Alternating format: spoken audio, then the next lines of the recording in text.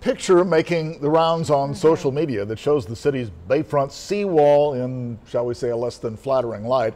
Specifically, it shows styrofoam cups and plastic bottles and other kinds of trash all washed up on the steps of the seawall. Yeah, our Rudy Trevino tracked down the origin of the picture and reports on what one local environmentalist says the photo really means.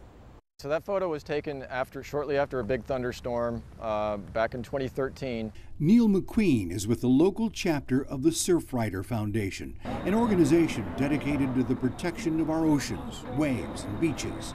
So this picture that showed up on social media was easily identified by him. He even knew who snapped the pic, a retired director of the marina. So during storms, what you get is all the storm drains are flushed out by the rains, especially a good gully washer like we've had recently. And then the wind actually blew those cups back up onto the seawall right here. So that was kind of the worst case scenario, and it has improved since then. This is the exact same area as it looks today. But just across the street, though, this Parks and Rec employee told us he picks up a lot of litter, much of it discarded styrofoam cups. His tractor was filled to the brim with the morning's haul of trash.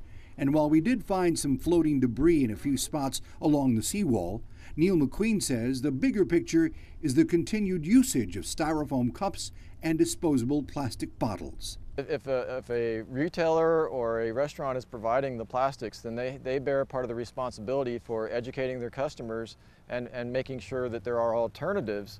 McQueen says some of the bigger corporations are taking small steps toward looking at alternatives. He credits smaller businesses such as Eleanor's Coffee Bar for making environmentally sound decisions.